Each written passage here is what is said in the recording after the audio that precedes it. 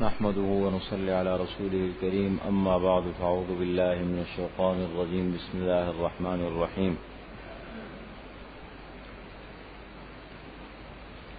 وحی کے مباحث میں سے دو چیزوں کا ذکر ہو گیا، وحی کی اہمیت اور ضرورت، اور دوسرا عنوان ہے وحی کی تعریف. تیسری بات ہے وحی کے نزول کے طریقے.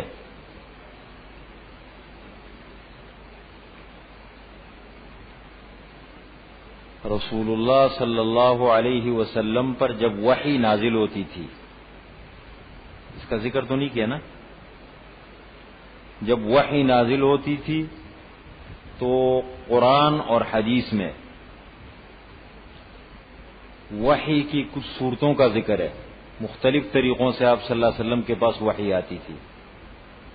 قرآن اور حدیث کی ان تمام صورتوں کو مفسرین نے اکٹھا کیا ہے، جمع کیا ہے. کل 6 طریقے بنتے ہیں. نمبر 1، سب سے پہلے نمبر پر ہے رؤیا صادقہ.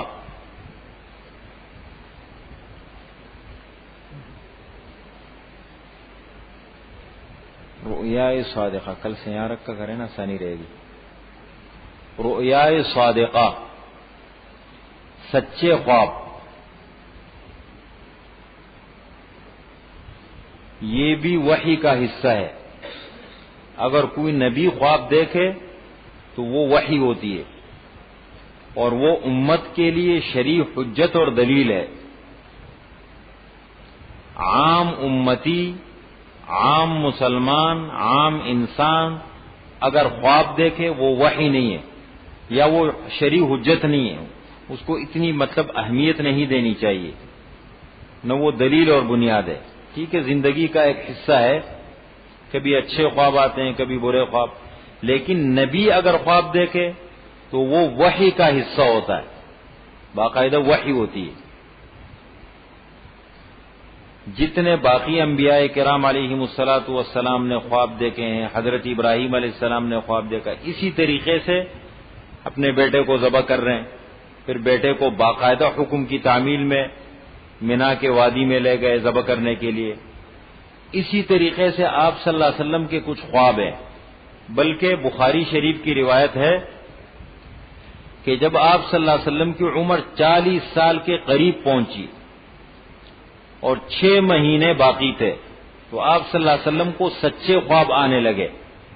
رات کو خواب دیکھتے تھے اور باقاعدہ پھر کیا ہوتا تھا، صبح اس خواب کی تعبیر سامنے آ جاتی تھی. رات کو خواب دیکھا، صبح اس خواب کی تعبیر دن میں بالکل اسی صورت میں سامنے آ گئی. یہ نبوت ملنے سے پہلے سلسلہ شروع ہوا.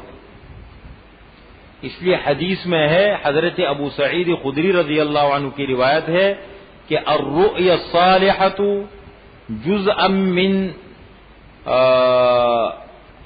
46 جزءا من النبوہ، کہ سچے خواب یہ نبوت کا 46واں حصہ ہے. سچے خوابوں کا آنا یہ نبوت کا حصہ ہے. اس لیے آپ صلی اللہ علیہ وسلم کو یہ خواب نظر آنے لگے. پھر آپ صلی اللہ علیہ وسلم کے دل میں اللہ نے باقاعدہ خلوت کی محبت ڈالی، تنہائی پسند ہو گئے. غار حرا کا انتخاب کیا آپ نے، وہاں جاتے تھے، وہاں ایک ہفتے تک، 10 دن تک، 12 دن تک وہاں قیام فرماتے تھے، رہتے تھے. 40 سال کو جب عمر پہ پہنچی تو باقاعدہ آپ کو نبوت ملی. اور یہ اس عرصے کے ساتھ مخصوص نہیں ہے، بلکہ اس کے بعد بھی، نبوت مل جانے کے بعد بھی ایسے کچھ ادوار آئے ہیں کہ آپ صلی اللہ علیہ وسلم نے خواب میں دیکھا ہے، خواب دیکھے ہیں، باقاعدہ آپ کو خواب میں بھی وحی ملی ہے. سورہ فلق اور سورہ ناس قرآن کریم کی آخری 2 صورتیں جو ہیں، ان کا ذکر ملتا ہے، یہ خواب میں آپ کو ملے. یہود نے آپ پر جادو کیا اور اس کا جو علاج آپ کو بتایا گیا، توڑ، وہ یہ دونوں صورتیں بتائی گئی. فرشتے 2 آئے، خواب میں آئے، آپ صلی اللہ علیہ وسلم کو بتایا، اور باقاعدہ یہ 2 صورتیں باقاعدہ انہوں نے بیان کی. خواب اسی طریقے سے اذان کا مسئلہ ہے، یہ جو اذان ہوتی ہے یہ بھی خواب کے ذریعے سے. ایک صحابی نے خواب دیکھا، آپ صلی اللہ علیہ وسلم کو بتایا، آپ صلی اللہ علیہ وسلم نے اس کی تائید فرمائی کہ بھائی یہ ہاں بالکل سچا خواب ہے. تو آپ صلی اللہ علیہ وسلم کی تائید، یہ تائید کرنا یہ شرعی دلیل ہے. تو کہنے کا مقصد یہ ہے کہ خواب کی جو وحی کی جو صورتیں ہیں، آپ صلی اللہ علیہ وسلم کے پاس جو وحی آتی تھی ان صورتوں میں سے ایک صورت ہے رؤیا صادقہ، سچے خواب. ایک. نمبر 2، نفخ فی الروع یا القاء فی القلب. اس کو سمجھیں.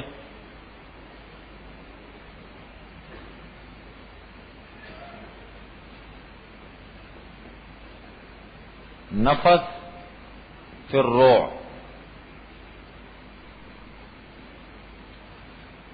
یا اس کو کہہ لیں دونوں تعبیرات ہیں، القاء فی القلب.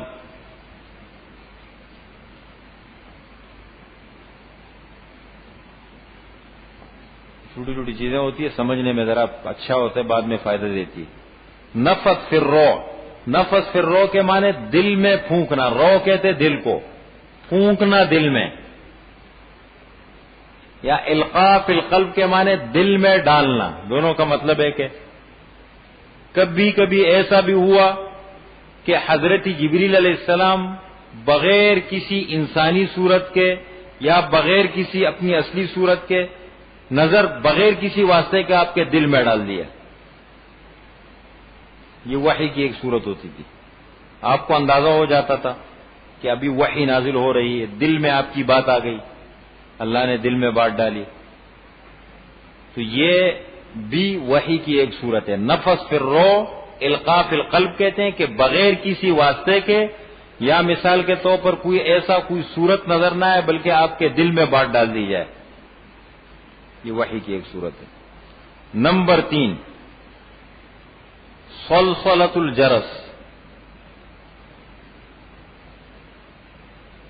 صلصلۃ الجرس، جرس کہتے ہیں گھنٹی کو. گھنٹی ہوتی ہے نا بجانے والی گھنٹی، اس کو کہتے ہیں جرس. سلسلہ کہتے ہیں گھنٹی کی آواز. اصل میں سلسلہ کہتے ہیں دو لوہے جب آپس میں ٹکراتے ہیں اور ان ٹکرانے سے جو ایک آواز نکلتی ہے اس کو کہتے ہیں سلسلہ. تو اس کو تعبیر کرتے ہیں گھنٹی کی آواز. آپ صلی اللہ علیہ وسلم پر جب وحی نازل ہوتی تھی، بخاری شریف کے بالکل شروع میں ایک روایت ہے، حضرت عائشہ صدیقہ رضی اللہ تعالی عنہ فرماتی ہیں کہ حارث ابن ہشام، یہ ابو جہل کے چھوٹے بھائی تھے، فتح مکہ کے موقع پہ مسلمان ہو گئے. تو کسی موقع پہ انہوں نے آپ صلی اللہ علیہ وسلم سے سوال کیا کہ یا رسول اللہ، آپ کے پاس جب وحی آتی ہے تو وحی کا کیا طریقہ ہوتا ہے؟ تو آپ صلی اللہ علیہ وسلم نے ایک صورت یہ بتائی، احیانا یاتینی مثل صلصلۃ الجرس. کبھی کبھی جو میرے پاس وحی آتی ہے تو گھنٹی کی سی آواز بجتی ہے، اور جو کچھ اس میں ہوتا ہے میں محفوظ کر لیتا ہوں. لیکن یہ صورت میرے لیے مجھ پر بڑی بھاری پڑتی ہے، بہت مشکل اور بھاری. یہ جو شکل ہے نا سلسلۃ الجرس کی، یہ بڑی بھاری. حضرت عمر رضی اللہ تعالی عنہ فرماتے ہیں کہ کبھی کبھی آپ صلی اللہ علیہ وسلم کی مجلس میں ہم ہوتے تھے، مجلس میں صحابہ بیٹھے ہوئے، آپ صلی اللہ علیہ وسلم تشریف فرما ہے. اب ایک دم آپ کی کیفیت بدل جاتی تھی، چہرے کا رنگ زرد پڑ جاتا تھا. سخت سردی کے زمانے میں مدینے کی سردی مشہور سردی ہے، چبھنے والی سردی. بلکہ آپ صلی اللہ علیہ وسلم فرماتے ہیں من صبر علی حرھا وبردھا فلہ الجنہ. جو مدینے کی سردی کو یا مدینے کی گرمی کو اللہ کی رضا کے لیے برداشت کرے اس کے لیے جنت ہے. سخت سردی ہے، وہاں کے موسم ماحول کو برداشت کرنا. تو یہ اب وہ سخت سردی کے زمانے میں آپ صلی اللہ علیہ وسلم بیٹھے ہوئے، سخت سردی ہے اور ایک دم پسینے چھوٹنے شروع ہو گئے. پسینے جو ہے وہ بالکل ایسے پورے جسم چہرے سے پسینہ آ رہا ہے مجلس میں. اور ایسی جب یہ صورت ہوتی تھی، حضرت عمر فرماتے کہ آپ صلی اللہ علیہ وسلم کی مجلس پہ جب ہم بیٹھے ہوتے تھے بالکل ایسی آواز آتی تھی جیسے شہد کی مکھیوں کی بنبناہٹ کی آواز ہوتی ہے. شہد کی مکھیوں کی آواز آپ نے سنی ہوگی، ایک ہلکی سی آواز ہوتی ہے. تو بالکل ایسی آواز محسوس ہوتی تھی، لیکن ہم کچھ نہیں سمجھتے تھے. اور تھوڑی دیر کے بعد آپ صلی اللہ علیہ وسلم کی کیفیت بدل جاتی تھی. جب وحی کا سلسلہ ختم ہو جاتا تھا آپ صلی اللہ علیہ وسلم فرماتے تھے بھائی اللہ نے یہ آیتیں نازل فرمائی ہے. اور حضرت عائشہ فرماتی، حضور صلی اللہ علیہ وسلم فرماتے وحی کی یہ صورت بڑی بھاری گزرتی ہے مجھ پر، یہاں تک کہ کبھی سواری پر سوار ہوتے تھے اور سواری چل رہی ہے اور وحی نازل ہونا شروع ہو گئی، سواری وہیں پر بیٹھ گئی بوجھ کی وجہ سے. یہ ایک صورت ہے وحی کے نزول کے. تیسری صورت نمبر 4 ہے تمثل. تمثل ملک. تمثل کے معنی ہے صورت بنانا.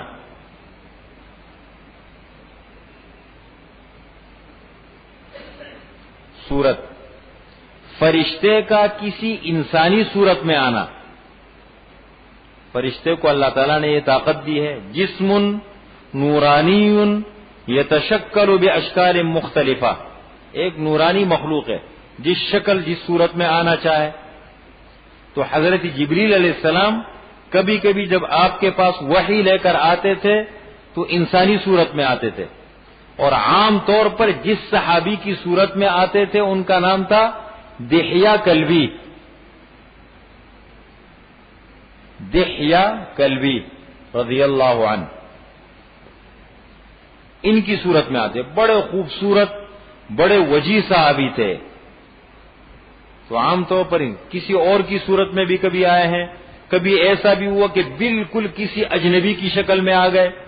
ایک آدمی نہ علاقے والے پہچانتے ہیں نہ صحابہ پہچانتے، کون ہے کہاں سے آیا ہے کیا نام ہے کچھ پتہ نہیں. ایک عام آدمی باہر کے مسافر آ کے آپ صلی اللہ علیہ وسلم کے سامنے بیٹھ گئے، باتیں ہو گئی، اٹھ کے چلے گئے.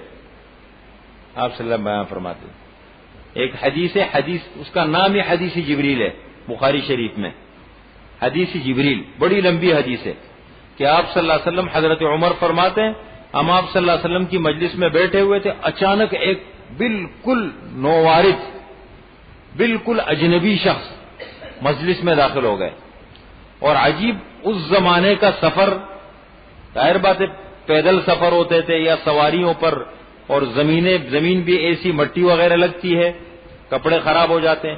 کپڑے بالکل صاف ستھرے، بال پر کوئی نام و نشان گرد و غبار کا نہیں، جسم پر کوئی نہیں، بالکل صاف ستھرے آئے. اور آپ صلی اللہ علیہ وسلم مجلس میں دو زانو بیٹھے ہوئے تھے، دو زانو ایسے، دو زانو. انہوں نے آ کر کے آپ صلی اللہ علیہ وسلم کے سامنے بیٹھے اور اپنے دونوں زانو آپ صلی اللہ علیہ وسلم کے سامنے ملا دیے اور اپنے دونوں ہاتھ آپ کے زانو مبارک پر رکھ دیے اور سوالات کرنے شروع کر دیا. اخبرنی عن الایمان، مجھے ایمان کے بارے میں بتاؤ. آپ صلی اللہ علیہ وسلم نے جواب دیا ان تؤمن باللہ وملائکتہ وکتبہ ورسلہ والیوم الآخر. فرمایا کہ اخبرنی عن الاسلام، اسلام کے بارے میں بتاؤ. تو آپ صلی اللہ علیہ وسلم نے بتایا اخبرنی عن الاحسان، احسان کے بارے میں بتاؤ. اخبرنی عن الساعہ، قیامت کے بارے میں بتاؤ. اخبرنی عن اماراتها، قیامت کی نشانیوں کے بارے میں بتاؤ. تو آپ صلی اللہ علیہ وسلم نے ساری نشانیاں بتائی. وہ اٹھ کے سوالات کر کے 5 سوالات کیے، آپ صلی اللہ علیہ وسلم نے جوابات دیے. اٹھ کے ابھی نکلے تھے دروازے سے تو آپ صلی اللہ علیہ وسلم نے صحابہ سے فرمایا کہ بھائی پہچانا یہ کون تھے؟ حضرت عمر نے فرمایا ہم نے تو نہیں. فرمایا جبریل علیہ السلام تھے، آئے تھے تمہارا دین سکھانے کے لیے تمہیں.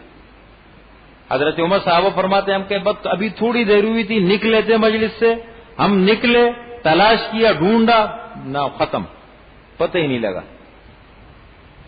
تو تمثل کبھی اجنبی کی صورت میں آتے تھے، عام طور پر زیادہ تر آتے تھے حضرت دحیہ کلبی رضی اللہ عنہ کی صورت میں. یہ بھی وحی کی ایک صورت ہے. اور آپ صلی اللہ علیہ وسلم فرماتے ہیں کہ وحی کی سب سے آسان صورت میرے لیے یہ ہے، کوئی تکلیف نہیں، کوئی مشقت نہیں، بس آئے بیٹھ گئے سامنے، انہوں نے وحی مجھے سنا دی، پڑھا سامنے، میں نے محفوظ کر لیا، اٹھ کے چلے گئے. یہ ایک صورت ہے. نمبر 5 فرشتے کا اصلی صورت میں آنا، اصل شکل میں آنا حضرت جبریل علیہ السلام کا. یہ زندگی میں آپ صلی اللہ علیہ وسلم کی پوری زندگی میں 3 مرتبہ ہوا ہے. سب سے پہلے جب آپ صلی اللہ علیہ وسلم پر وحی نازل ہوئی، اقرأ بسم ربک الذی خلق خلق الانسان من علق اقرأ وربک الاکرم الذی علم بالقلم علم الانسان ما لم یعلم. یہ پہلی 5 آیتیں نازل ہوئی تو اس کے بعد وحی کا سلسلہ منقطع ہو گیا، رک گیا. 2.5 سال تک یا 3 سال تک وحی کا سلسلہ رکا رہا.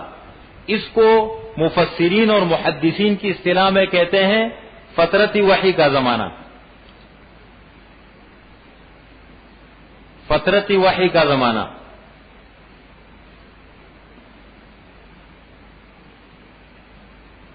فترت وحی 2.5 سال بنتے ہیں یا 3 سال. وحی کا سلسلہ رکا رہا.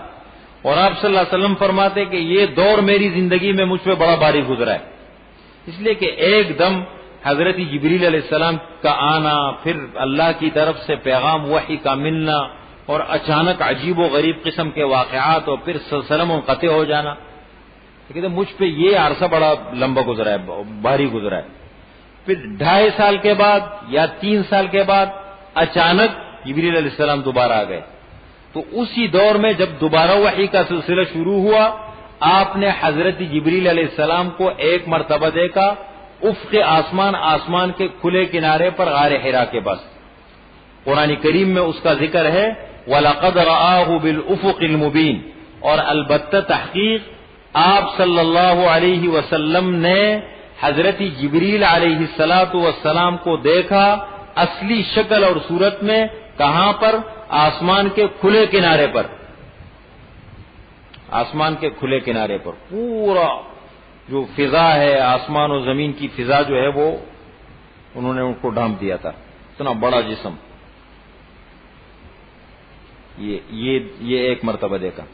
دوسرے مرتبہ آپ نے دیکھا سدرۃ المنتہا کے مقام پر. وَلَقَدْ رَآهُ معراج کے موقع میں. وَلَقَدْ رَآهُ نَزْلَةً أُخْرَى عِنْدَ سِدْرَةِ الْمُنتَهَا عِنْدَهَا جَنَّةُ الْمَأْوَى. اور البتہ تحقیق آپ نے حضرت جبریل علیہ السلام کو دیکھا دوسری مرتبہ اصلی صورت میں سدرۃ المنتہا کے مقام پر. 7 آسمانوں کے اوپر ایک مقام ہے سدرۃ المنتہا. اس جگہ دیکھا جہاں جنت المأوا ہے، جنت ہے جہاں پر. اور خوب اچھی طریقے سے دیکھا.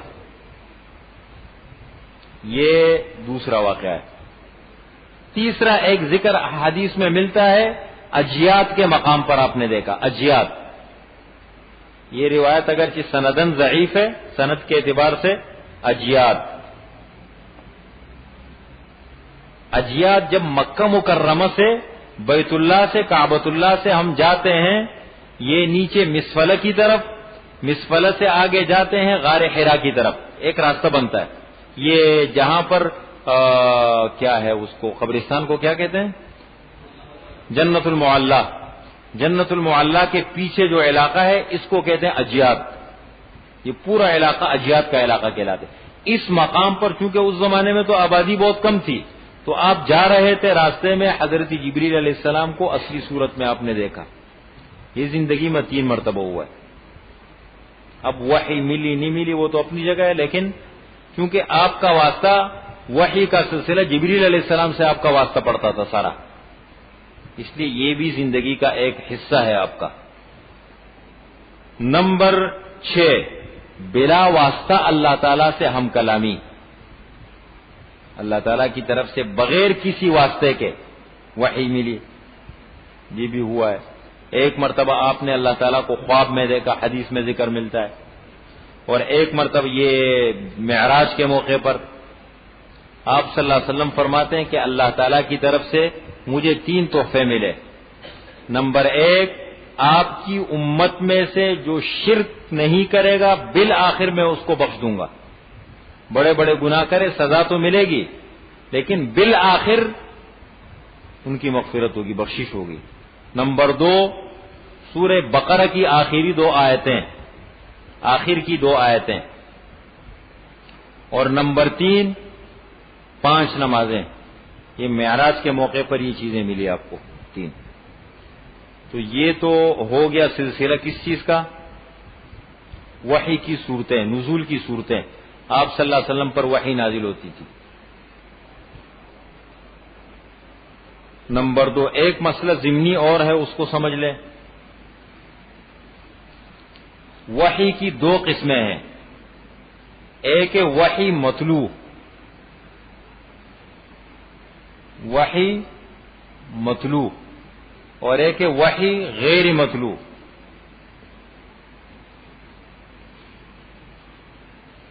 وحی مطلوع، وحی غیر مطلوع، یہ دو قسمیں ہیں وحی کی، سمجھے؟ وحی مطلوع کا مطلب وہ وحی جس کی باقاعدہ تلاوت ہوتی ہے، مسلمان تلاوت کرتے ہیں قرآن کریم کی صورت میں، یہ جو قرآن ہے ہمارے سامنے یہ وحی مطلوع کہلاتا ہے، اس کو وحی مطلوع کہتے ہیں، اس کی باقاعدہ تلاوت ہوتی ہے۔ وحی غیر مطلوع حدیث ہے، حدیث یہ وحی غیر مطلوع ہے، مضمون اللہ تعالی کی طرف سے ہے، الفاظ آپ صلی اللہ علیہ وسلم کے ہیں۔ کیوں؟ قرآن کریم میں ہے وَمَا يَنطِقُ عَنِ الْهَوَىٰ إِنْ هُوَ إِلَّا وَحْيٌ يُوحَىٰ، آپ صلی اللہ علیہ وسلم خواہشات نفس سے اپنی طرف سے کوئی بات نہیں کرتے، بلکہ جو کچھ آپ فرماتے ہیں وہ وحی ہوتی ہے، جو کچھ آپ صلی اللہ علیہ وسلم فرماتے ہیں ان هو الا وحی یوحى، وہ وحی ہوتی ہے لیکن باقاعدہ اس کی تلاوت نہیں ہوتی، بلکہ اس کو کہتے ہیں وحی غیر مطلوع، جس کی تلاوت نہیں ہوتی۔ اور ہمارا یہ ایمان ہے کہ قرآن کریم کی شرح حضور صلی اللہ علیہ وسلم کی حدیث ہے، اس کے بغیر قرآن کو ہم نہیں سمجھ سکتے۔ وَأَنزَلْنَا إِلَيْكَ الذِّكْرَ لِتُبَيِّنَ لِلنَّاسِ مَا نُزِّلَ إِلَيْهِمْ وَلَعَلَّهُمْ يَتَفَكَّرُونَ، اے محمد صلی اللہ علیہ وسلم، آپ پر ہم نے قرآن کریم اتارا ہے، کیوں؟ لِتُبَيِّنَ لِلنَّاسِ مَا نُزِّلَ إِلَيْهِمْ، تاکہ جو کچھ قرآن کریم میں ہے آپ اس کو لوگوں کے لیے بیان کریں۔ تو جو کچھ آپ نے بتایا وہ قرآن کریم کی تشریح ہے۔ اس لیے حضرت عائشہ صدیقہ رضی اللہ تعالی عنہا سے پوچھا گیا کہ آپ صلی اللہ علیہ وسلم کے اخلاق کے بارے میں، آپ کے اخلاق کیا ہے؟ فرمایا خلقہ القرآن، آپ کے اخلاق قرآن ہے، یعنی آپ صلی اللہ علیہ وسلم قرآن کریم کا عملی نمونہ تھے، جو قرآن میں ہے وہ آپ کے جسم میں ہے، جو آپ کرتے تھے وہ قرآن ہے سارا، اس کو کہتے تو یہ دو صورتیں وحی مطلوع وحی غیر مطلوع۔ اب ہم آتے ہیں ایک اور عنوان کی طرف، ایک دوسرا عنوان ہے، یہ ایک عنوان ہمارا ختم ہو گیا وحی سے متعلق، دوسرا عنوان ہے قرآن کریم، قرآن۔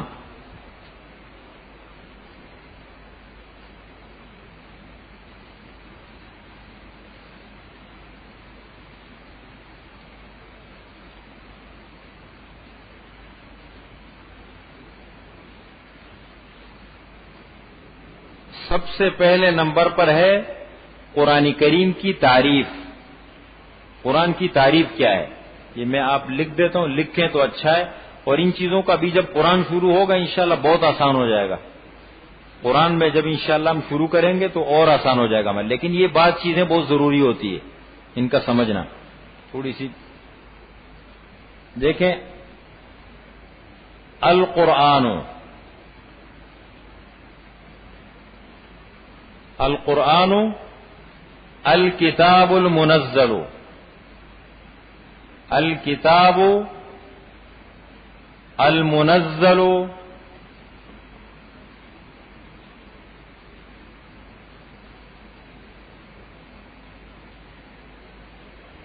علی الرسول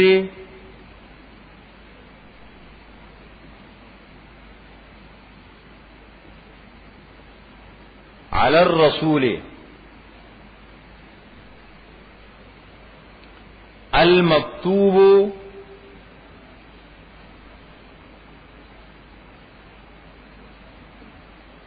فی المصاحف،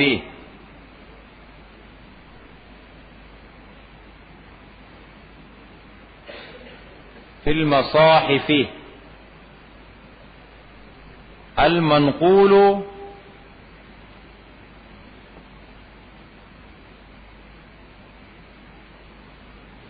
عنہ نقلا متواترا بلا شبہۃ۔ ترجمہ لکھیں یا یہ لکھیں تو اگر ہمارے نوجوان ساتھی ہمت کریں نا، تھوڑی سی ان چیزوں پہ توجہ دیں، ان کو یاد کرنا شروع کرے کچھ دن کے بعد آپ زبردست تبدیلی محسوس کریں گے. آپ کو پتہ لگے گا کہ کتنا فائدہ ان چیزوں کا. اتنا ٹائم لگانا بھی نہیں پڑتے، بہت آسان چیزیں. نقلاً متواتراً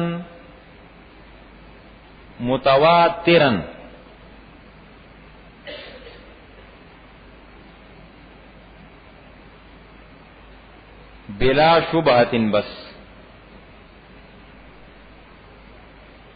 اب میں اس کی وضاحت کرتا ہوں آپ کے سامنے. دیکھیں، ایک ایک چیز واضح کرتا ہوں. قرآن کس چیز کا نام ہے؟ الکتاب المنزل. وہ کتاب جو نازل ہوئی علی الرسول، رسول پر.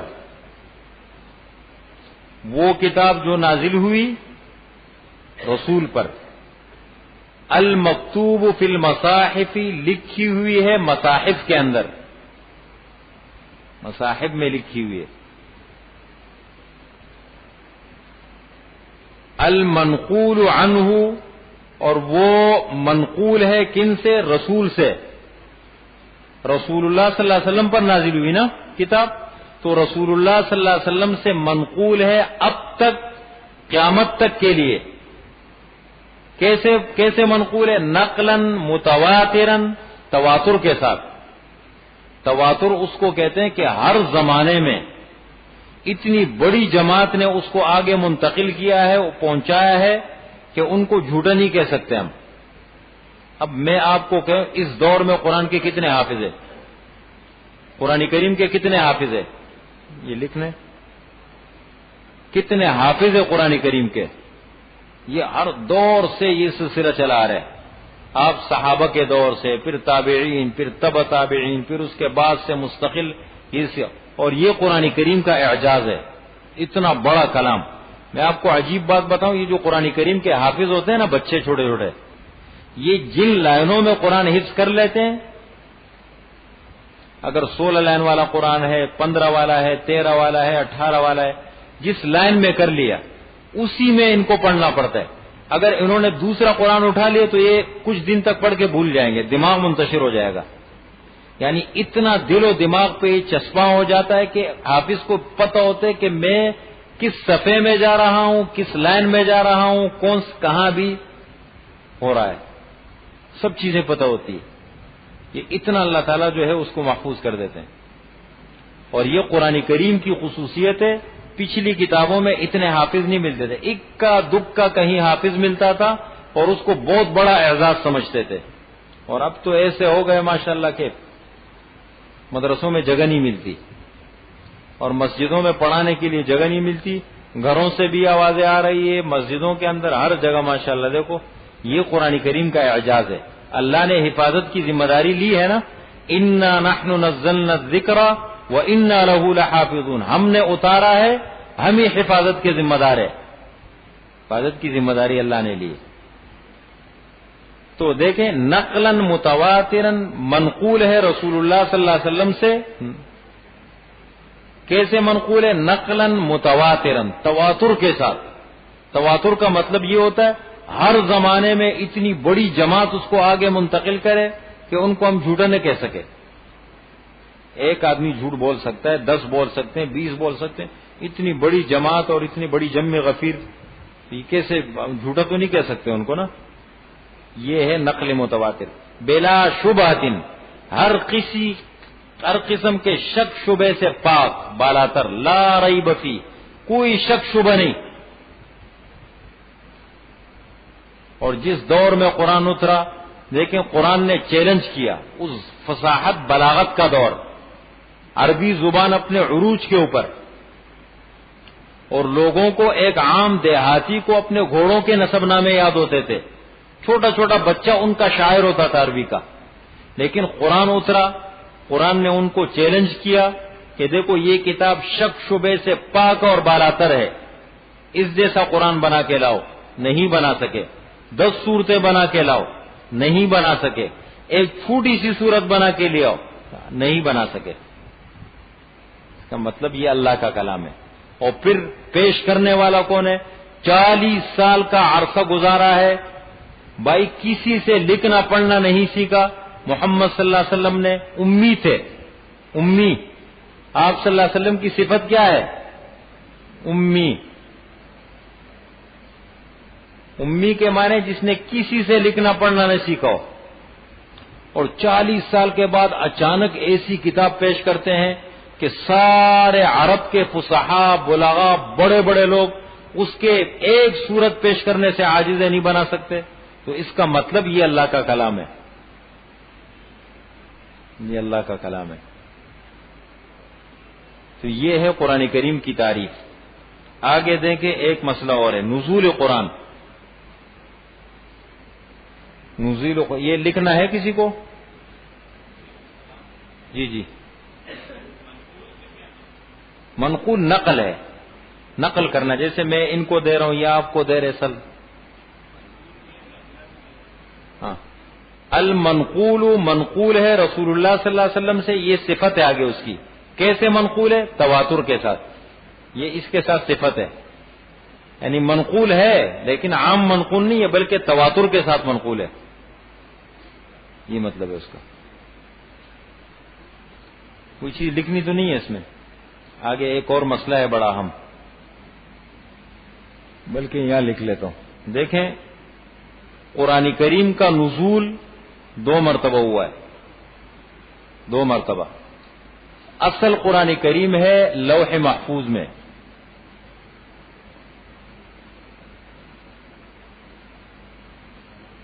لوح محفوظ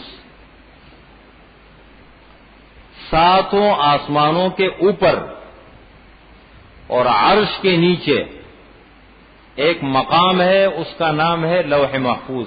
قرآن کریم میں اس کا ذکر ملتا ہے.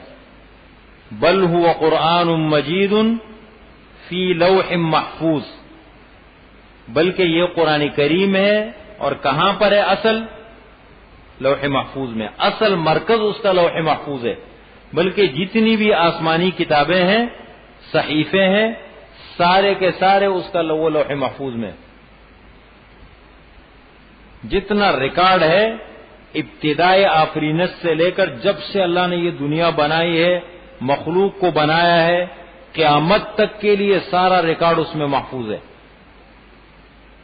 اللہ کے پاس. کتنا بڑا وہ ہوگا. اور حدیث میں تو اس کا ذکر آتا ہے, کہتے ہیں ایک کاغذ ہے. یہ چیزیں پہلے زمانے میں سمجھ میں نہیں آتی تھی, لیکن آج کل کمپیوٹر نے, انٹرنیٹ نے ان چیزوں کو بڑا آسان سمجھا دیا. قرآن نے ایک مسئلہ چھیڑا ہے کہ قیامت کے دن اعمال تولے جائیں گے, ہر انسان کا عمل تولا جائے گا. یہ قرآن نے بار بار اس کا ذکر کیا. وَنَضَعُ الْمَوَازِينَ الْقِسْطَ لِيَوْمِ الْقِيَامَةِ فَلَا تُظْلَمُ نَفْسٌ شَيْئًا, ہم انصاف کے ترازو لگائیں گے اور ہر انسان کے اعمال تولے جائیں گے. یہ اس زمانے میں لوگوں کے پلے یہ بات نہیں پڑتی تھی, سمجھ میں نہیں آتی تھی کہ اعمال کیسے تولے جائیں گے. تولا تو ان چیزوں کو جاتا ہے کہ جس کا کوئی جسم ہو نا, بھاری ہے, ہلکا ہے, تو اعمال کیسے تولے جائیں گے. لیکن پھر آہستہ آہستہ زمانے نے اس کو ثابت کر دیا, تھرمامیٹر منہ میں رکھ کر کے, اور اس سے ہم کیا ثابت کرتے ہیں, کہتے ہیں بخار کتنا ہے, کم ہے, زیادہ ہے. اسی طریقے سے زلزلہ آتا ہے, اس کی شدت کو, کمی زیادتی کو باقاعدہ چیک کیا جاتا ہے. سردی ہے, گرمی ہے, یہ ساری چیزوں کو تو یہ زمانے نے بتا دیا. اور اب تو کمپیوٹر نے اور ان چیزوں نے بالکل اس کو آسان کر دیا. انٹرنیٹ پہ دنیا بھر کے سارے کتب خانے پڑے ہوئے, بڑے بڑے کتب خانے, بڑی بڑی کتابیں ایک انٹرنیٹ کے اوپر مل جاتی ہے ساری چیز. تو ضروری نہیں ہے. اصل میں لوگ ہر مسئلے کو بیچارے وہ کرنا چاہتے ہیں, حل کرنا چاہتے ہیں, مسئلے کا حل نکالنا چاہتے ہیں عقل کے ذریعے سے, اور عقل ہے محدود. عقل کے لیے ایک انتہا ہے. اب کہتے ہیں میری سمجھ میں یہ بات نہیں آتی تو انکار کر دو, پھر تو اپنے وجود کا انکار کرو, اپنے وجود کا بھی انکار کرو. اس لیے کہاں سے آئے ہو, کیسے زندگی گزاری, یہ ساری چیزوں کا انکار کرو. ضروری نہیں کہ ہر چیز سمجھ میں آ جائے. عقل ہے ناقص, اور اصل علم کا جو ذریعہ ہے وہ وحی ہے. وحی تو یہ ہے لوح محفوظ، ایک مقام ہے. کہاں پر ہے؟ ساتوں آسمانوں کے اوپر اور عرش کے نیچے. ساری آسمانی کتابیں وہاں پر ہے. اس کو قرآن میں ام الکتاب بھی کہا گیا ہے. ام الکتاب، ام کے معنی، ام عربی میں ماں کو کہتے ہیں. ام الکتاب کے معنی کتاب کا مرکز، اصل، جڑ. ام الکتاب.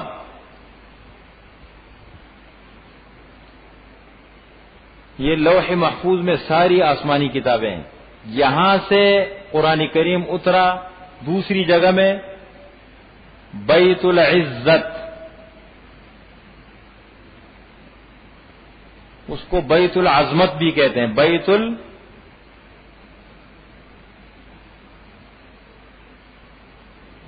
العظمت، بیت العزت بھی کہتے ہیں، بیت العظمت بھی کہتے ہیں. یہ آسمانی دنیا ہے نا، یہ والا آسمان، اس کے اوپر ہے بالکل کعبۃ اللہ. کسی میں دیکھیں غور، صبح ایک آدمی نے بعد میں سوال کیا، ایک ہے بیت المعمور، وہ الگ جگہ ہے، وہ ساتویں آسمان پر ہے، جہاں حضور صلی اللہ علیہ وسلم کی ملاقات ہوئی تھی حضرت ابراہیم علیہ السلام سے بیت المعمور کے مقام پر، وہ الگ ہے. یہ ہے بیت العزت، بیت العظمت. یہ آسمانی دنیا پر ہے، بالکل کعبۃ اللہ کی سیدھ میں اوپر. اور حدیث شریف میں ہے کہ 70,000 فرشتے روزانہ اس کا طواف کرتے ہیں. 70,000 فرشتے، قیامت تک پھر ان کی باری نہیں آتی. کتنے فرشتے ہوں گے؟ کتنی مخلوق ہے اللہ تعالی کی. یہ بھائی، تو سب سے پہلے قرآن کریم لوح محفوظ سے آیا بیت العزت اور بیت العظمت میں، دفعتاً واحدتاً، ایک ساتھ. پورا قرآن 30 کے 30 پارے، 114 سورتیں، یہ ایک ساتھ نازل ہوا. اور اس کا ذکر قرآن میں ملتا ہے. شہر رمضان الذی انزل فیہ القرآن، رمضان کا مہینہ وہ ہے جس میں قرآن اترا ہے. تو قرآن کے اترنے پہ تو 23 سال لگے. اس سے مراد ہے لوح محفوظ سے بیت العزت میں. یا دوسری جگہ انا انزلناہ فی لیلۃ القدر، ہم نے قرآن کریم کو اتارا ہے لیلۃ القدر میں. انا انزلناہ فی لیلۃ مبارکۃ انا کنا منذرین، ہم نے اس کو ایک مبارک رات میں اتارا ہے. یہ مراد ہے اس سے لوح محفوظ سے پورا قرآن آیا بیت العزت بیت العظمت میں. نمبر 1 یہ پہلا نزول ہے. اس کے بعد پھر آپ صلی اللہ علیہ وسلم کی عمر مبارک جب 40 سال کو پہنچی غار حرا میں، تو آپ پر وحی کا نزول شروع ہوا. اقرأ بسم ربک الذی خلق، خلق الانسان من علق، اقرأ وربک الاکرم الذی علم بالقلم، علم الانسان ما لم يعلم. یہ 5 آیتیں اتری، یہاں سے سلسلہ شروع ہوا اور پھر جا کے پورے قرآن کریم پر ختم ہوا. 23 سال کچھ مہینے لگے اس پہ، 23 سال لگے. 40 سال سے لے کر 63 سال کی عمر تک. یہ دوسرا نزول ہے. اس لیے ایک مسئلہ بیچ میں اور ہے، قرآن کریم کو جو جمع کیا گیا، ترتیب، قرآن کریم کی جو ترتیب ہے یہ 2 ہے نزول. ایک ہے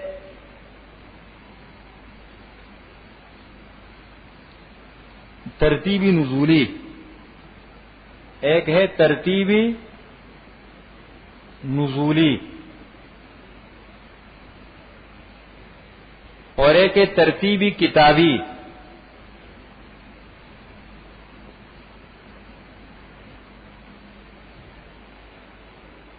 ترتیبی نزولی قرآن جب اترنا شروع ہوا، نازل ہونا شروع ہوا، تو اس کی ترتیب الگ ہے.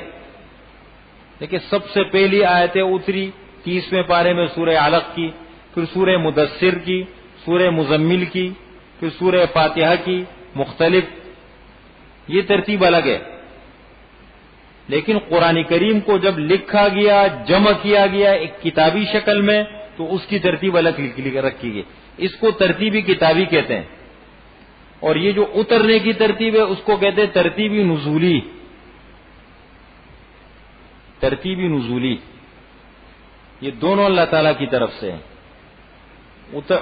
اترا اس طریقے سے نازل، اور پھر جب جمع کیا گیا تو حضرت عثمان رضی اللہ تعالی عنہ جنہوں نے باقاعدہ قرآن کریم کو اس صورت میں لایا، جمع کیا اپنے دور میں، جس کا مسئلہ انشاءاللہ آگے آئے گا، تو انہوں نے یہ تو فرماتے تھے کہ یہ بھی اللہ تعالیٰ کی طرف سے حضور صلی اللہ علیہ وسلم پر جب وحی آتی تھی تو آپ صحابہ کرام سے فرماتے تھے کہ لکھنے والوں سے، جو لکھنے والوں کی ایک ٹیم تھی، پوری جماعت تھی، وہ لکھتے تھے، ان سے کہتے تھے بھائی اس کو فلاں جگہ رکھو، اس کو فلاں جگہ رکھو، اس کو فلاں جگہ رکھو، باقاعدہ ترتیب سمجھاتے تھے.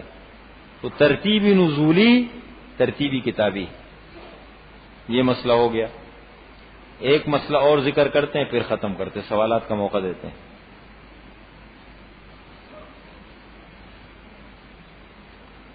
قرآن کریم کا تدریجی نزول. قرآن کریم 23 سال میں اترا ہے نا، 23 سال لگے.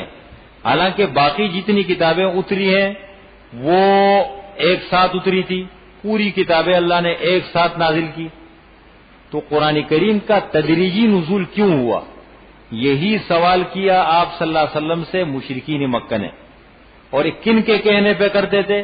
مدینے کے یہود کے کہنے پر، کیونکہ یہودیوں اہل کتاب تھے، علم تھا، وہ مشرکین مکہ کو چھیڑتے تھے کہ تم جا کے یہ سوال کرو، یہ سوال کرو، یوسف علیہ السلام کا قصہ بتاؤ، اصحاب کہف کا قصہ سناؤ، روح کیا چیزیں بتاؤ.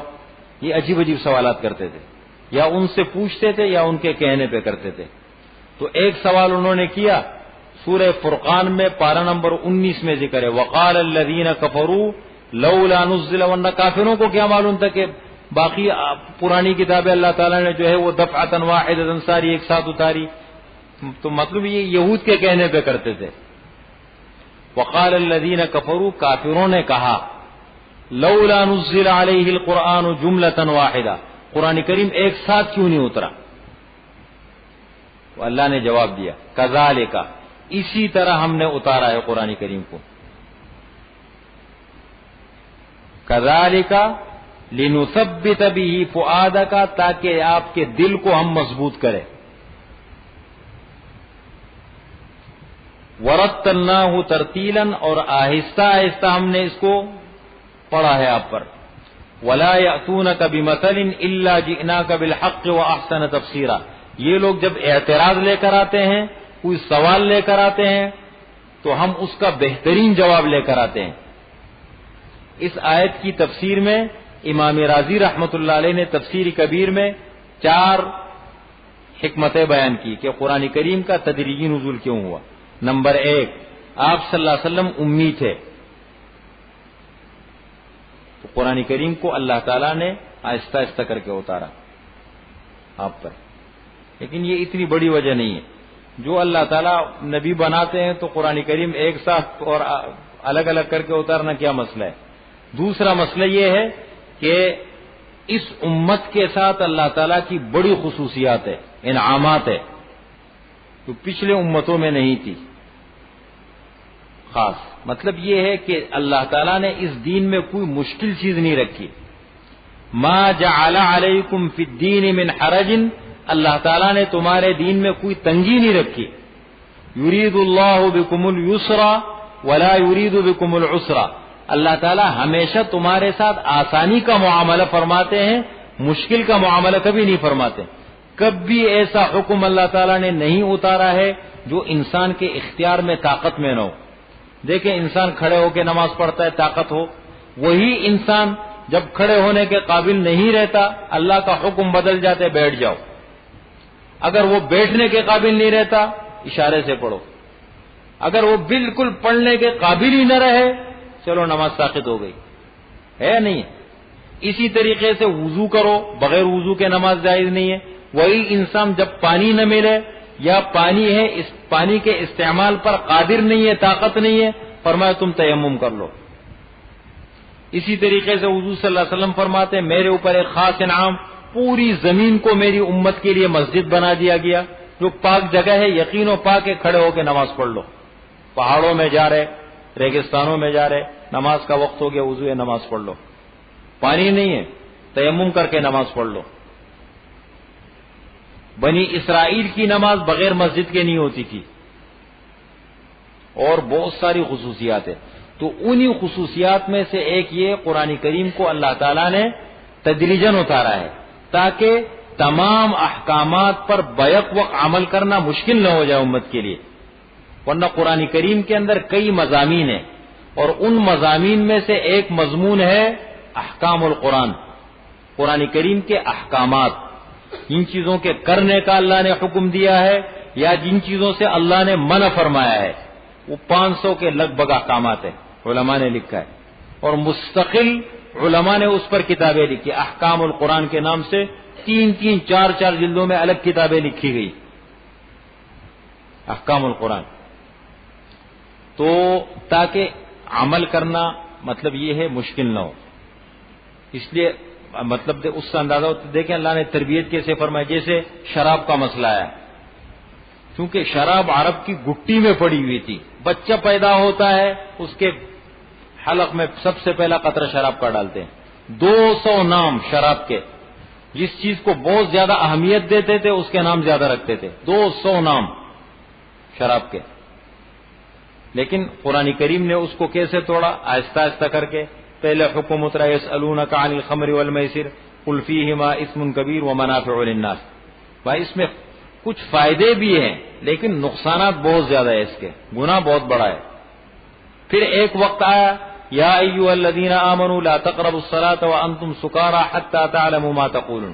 جب عبادت کے قریب جاؤ نماز کے لیے شراب سے بالکل دور رہو، نشے کی حالت میں نماز نہیں، پابندی. اب ذہن کو دھکے لگتے گئے، جتنے سلیم الفطرت لوگ تھے وہ سمجھتے گئے کہ بھائی چیز خراب ہے.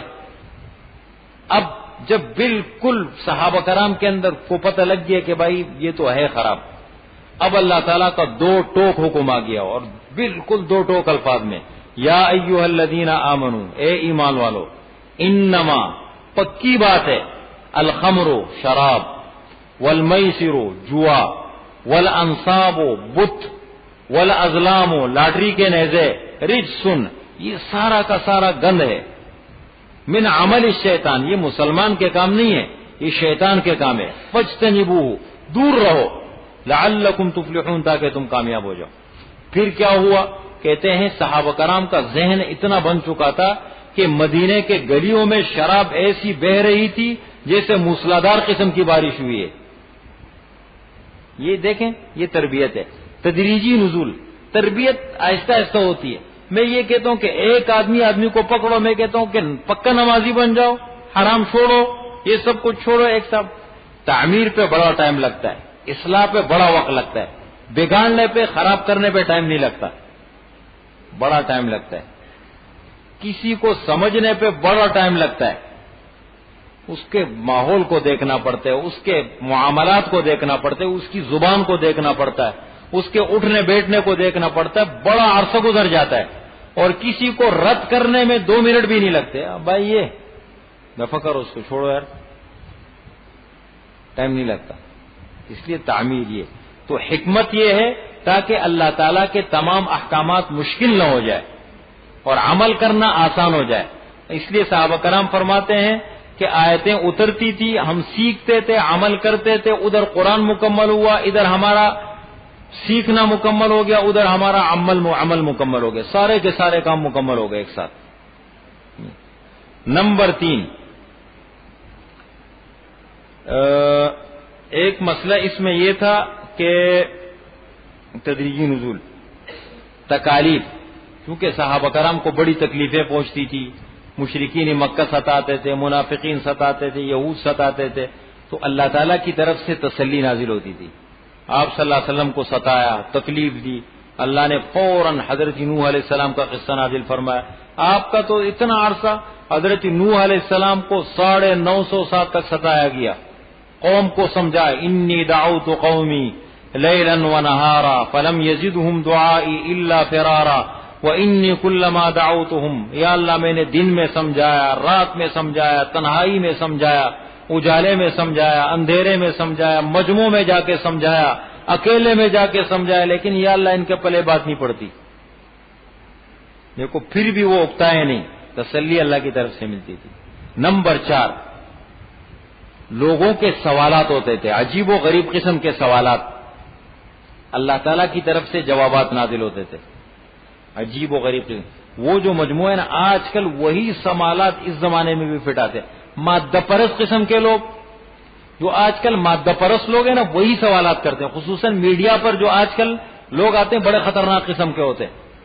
کل میرے پاس ایک صاحب آئی، یہ دودھ والے نہیں، یہ سامنے، یہ میرے پاس ہے، کہنے لگے میں ٹی وی پہ بیٹھا ہوا تھا، جاوید غامدی صاحب آ گئے۔